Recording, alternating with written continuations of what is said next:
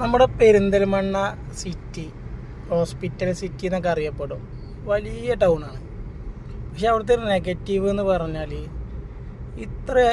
എത്ര CNG വണ്ടികൾ അവിടെ ഇറങ്ങി, ഓട്ടോ ആയിട്ടും കാറായിട്ടും ഒരുപാട് CNG വണ്ടികളുണ്ട്. പക്ഷെ ഒരു പമ്പിൽ പോലും പാതാക്കര പോവാതെ ആകെയുള്ളൊരു പമ്പ് പാതാക്കരയാണ്. അതും പെരിന്തൽമണ്ണ ടൗണിൽ നിന്ന് 3-4 കിലോമീറ്റർ ഓടണം.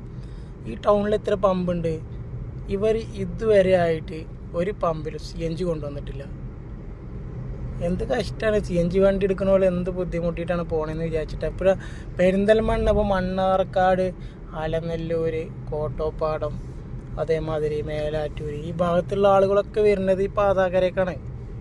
ഇവർക്ക് ഈ ടൗണിലോ അല്ലെങ്കിൽ എവിടെയെങ്കിലുമൊക്കെ ഒരു പമ്പും കൂടെ 2 പമ്പും കൂടെ ഉണ്ടെങ്കിൽ ഒന്ന് സെറ്റായനെ. ഒരു വികസനം ഇല്ലാത്തൊരു പണ്ടാരടങ്ങിയ ഒരു നാട്.